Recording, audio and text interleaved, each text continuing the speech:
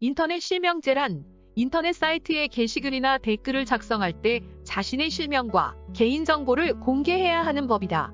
우리나라에서는 인터넷 실명제를 과거에 시행한 적이 있는데 2004년 3월 12일 개정 공포된 공직선거 및 선거부정 방지법 제82조의 6에 따르면 선거 시기에 인터넷 언론사의 게시판에 선거에 관한 의견을 작성하기 위해선 기입하는 성명과 주민등록번호의 일치 여부를 확인한 후 일치하는 경우에 한하여 의견을 게시할 수 있도록 했다. 그리고 2007년에 선거기간만이 아닌 항시 시행하는 인터넷 실명제가 실시되었다. 인터넷 실명제에 관한 사람들의 반응은 둘로 나뉘어졌는데, 인터넷 실명제가 사생활 침해이며 표현의 자유를 침해한다는 인터넷 실명제 반대파와 사람들이 악플을 쓰는 등의 네티켓을 지키지 않아 인터넷 실명제를 실시해야 한다는 인터넷 실명제 찬성파로 나뉘어졌다. 시간이 흘러 2012년 인터넷 실명제는 위헌 판결을 받아 폐지되었다. 그러나 인터넷 실명제의 잔재는 여전히 남아있는 것을 확인할 수 있는데, 바로 인터넷 사이트에 회원 가입을 하기 위해서는 주민등록번호나 IP를 필요로 하는 것이다. 해외의 인터넷 사이트들은 회원 가입을 위해서는 본인 인증 같은 절차를 거치지 않고 이메일로만 가입이 가능하지만, 한국의 경우 몇몇 인터넷 사이트들이 본인 인증 절차를 거쳐야만 회원 가입이 가능하다. 인터넷 실명제를 실시한 것은 우리나라가 처음이기에 많은 나라들이 관심을 가졌다. 그리고 그중 몇몇 나라들은 인터넷 실명제를 실시하기도 했는데, 중국에서는 인터넷과 SNS에 실명제를 도입했고, 러시아에서는 불법 다운로드를 없애기 위해 인터넷 실명제를 실시했다. 인터넷 실명제를 도입한 것은 아니지만 인터넷을 규제하는 국가들도 살펴볼 수 있었다.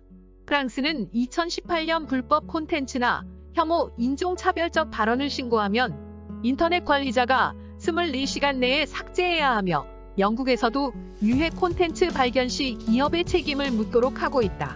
나라가 아닌 기업에서 인터넷 실명제를 도입한 경우도 볼 수 있었다. 예로 페이스북과 구글을 들 수 있는데, 페이스북은 러시아의 페이스북을 이용한 미국 대선 개입으로 인해 신원이 확실하지 않은 계정은 삭제할 것이라고 했다. 구글의 경우에는 빅데이터를 이용한 고객 맞춤 서비스의 질을 상승시키기 위한 것이라고 했다.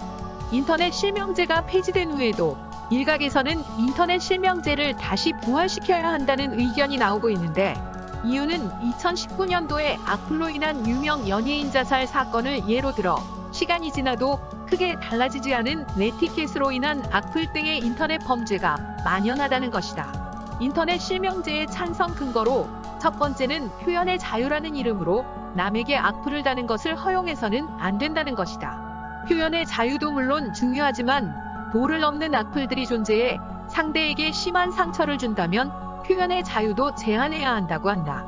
두 번째는 책임감 증가로 실명을 걸고 인터넷에서 활동하기 때문에 자신의 행동에 책임감을 느껴 일명 찌라시 같은 신뢰할 수 없는 자료 게시나 거짓말 등이 줄어들 것이며, 현실처럼 인터넷에서도 조심스럽게 행동할 것이다.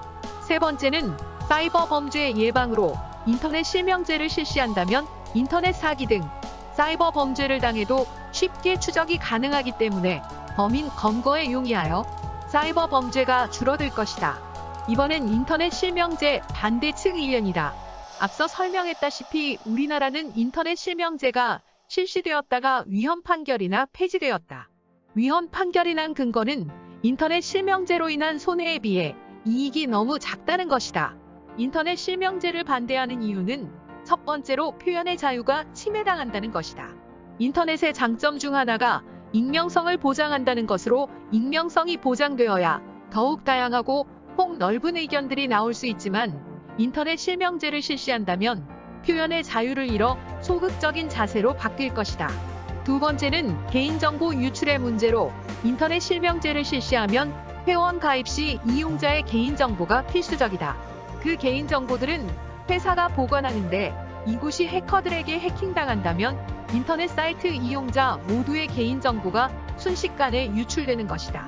세 번째는 실효성이 없다는 의견으로 한국을 제외한 대다수의 다른 나라들은 인터넷 실명제를 실시하지 않기 때문에 외국 기반의 인터넷 사이트들은 인터넷 실명제에 동참하지 않을 것이고, 시간이 지나면 우회법이 생겨 인터넷 범죄가 생기는 것을 막을 수 있는 효과적인 방법이 아니라고 주장한다.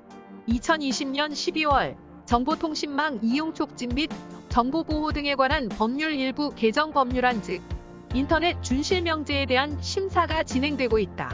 이 법안이 인터넷 실명제와 다른 것은 이용자의 실명이 아니라 아이디나 닉네임을 표시하게 하는 것인데 인터넷 실명제와 마찬가지로 이 법안도 찬반이 나뉘고 있다.